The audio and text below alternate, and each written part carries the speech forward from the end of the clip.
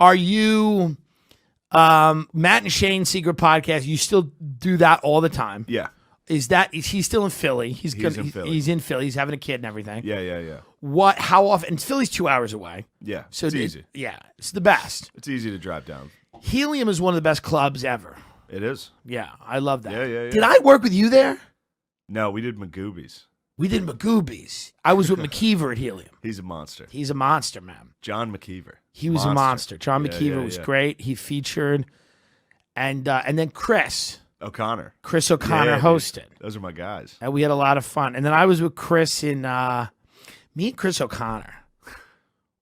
But Chris O'Connor is like crazy. He's like a guy that looks super normal, and then he's insane. He's a nightmare. Which is why I like him. Well, he's like my best friend. I love him, but he's not. I got some good stories for you. I'm going to expose him here. Go ahead. But me and him walked into a prison. We walked into a maximum security prison in North Carolina. I threw it out as a joke. I'm like, dude, we should walk in this prison. He's in. And offer to do a comedy show there. I want to see. And Chris is like, dude, yes. And I'm like, no, bro, what do we? And we walk into the prison and offered to do like a comedy show for the inmates because we wanted to see the prison. That's how insane. Well, O'Connor's that type of guy. Like he's a guy. He walks around in like a Patagonia jacket, like a North Face thing. He's like clean cut. He's from Connecticut, but then just inside, he's just unhinged. Right. Just totally. Yeah. He's out of his mind. He's wild. This is how wild he is. Yeah. This is a story he's told before, so I don't feel bad telling it. No. Me and him did Helium Indianapolis. Yeah. While I was asleep, I came home late. Yeah. In the hotel room. Me and him shared a hotel room. I was passed out, drunk. He got a hooker to come in. Great. 6 a.m. when I got in, he woke up and was like, oh, fuck, I should get a hand job. Right. Called a hooker. A hand job? Got a hand job in the bathroom while I was asleep. And she, that's the type of... That's an insane hooker for a hand job. But that's it an was insane funny. move. And the hooker was afraid of me. Like, she walked in and was like, you didn't mention... Yeah, well, you look like you look like you're going to disembowel her. She locked the door when they got to the bathroom. A hooker walking in a room doesn't want to see you or me unannounced. No, they want to be prepared. They don't want to walk in and just see some guy being like, "Oh, hello, where's the party?" Yeah, and he tried to hide it. Yeah. He tried to hide it from me, but when I went to the bathroom in the morning, the lotion was all over the counter. God, I was like, what are you doing? Paying for a hand job? In Indiana. Great point. 200 maybe. 200 max to get her over there. 200 max to just get her over there. God. Yeah. Do you? sorry, Chris. Chris O'Connor loves hookers. Great guy. He's a good guy. Yeah. Got 100,000 people listening to this. Go follow Chris. Tell him that there's nothing wrong that he likes prostitutes. Yeah, dude. Sex workers are people. Sex workers are great. Yeah. And I'm pro sex worker.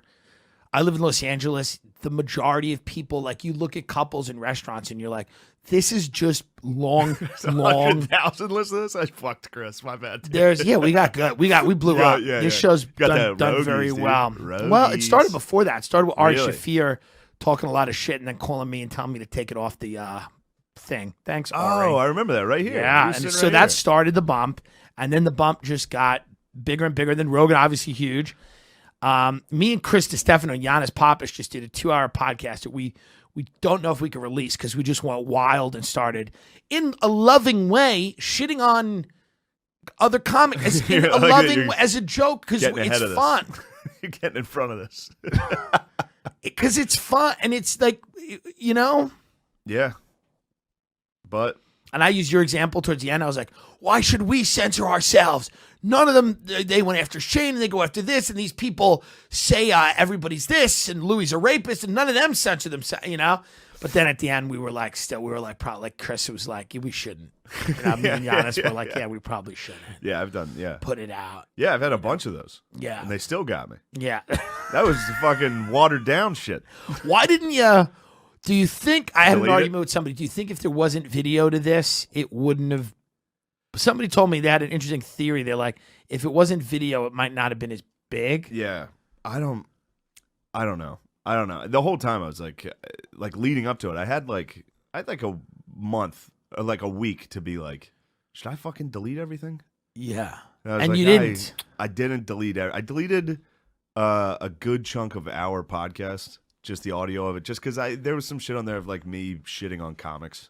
Right. that like now I'm friends with. Right. So it was from me in a basement in West Philly, just resentful, Yeah. talking shit on, like I was doing open mics in Philly. Right. And I was like, oh, I'm not getting this because I'm a fucking straight white man. Like, Right, just right, straight right, Alex Jones yeah. shit.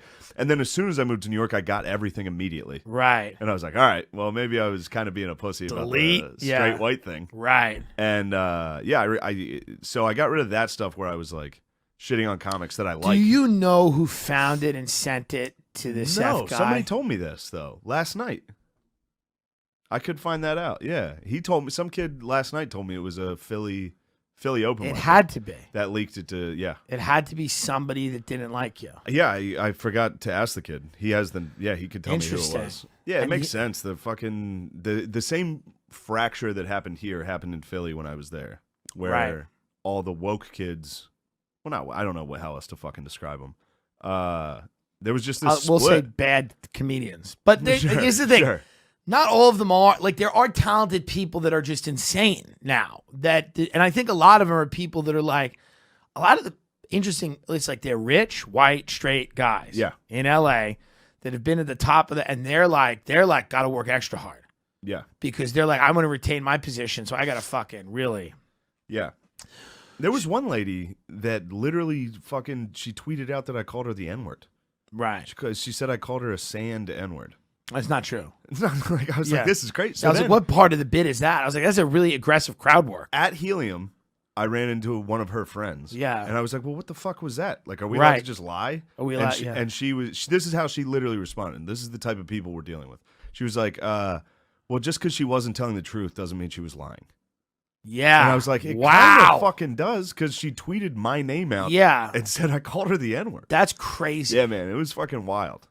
So Wild. The fracture in Philly happened, and Fracture in Philly happened like it did in most places when Trump won. right, When Trump won, the fucking harmony kind of broke, and they needed to get somebody. right, They felt compelled to be like, this is how we yeah, fight this power, and they just would attack like me, yeah, you know? yeah. And yeah.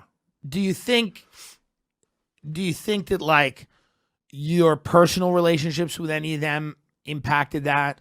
Totally. Like, do you think like when you look back, were you like, man, maybe I could have been nicer to some of them, or I could have Yeah, been a of little course, of course. you know? Yeah, I mean, we were Maybe. in the same scene. Sure. So we were doing the fucking 3 mics a week together. I'm not really nice to people either, so Where I'm I'm not saying getting it. drunk and getting Yeah. on stage and being like, look, there's a decent chance I'm the only one here talented enough to do this. I mean, I did that every night. Yeah, Every night I exactly. would get up and say, everyone should quit. I still do that. Yeah. I do that to millionaires.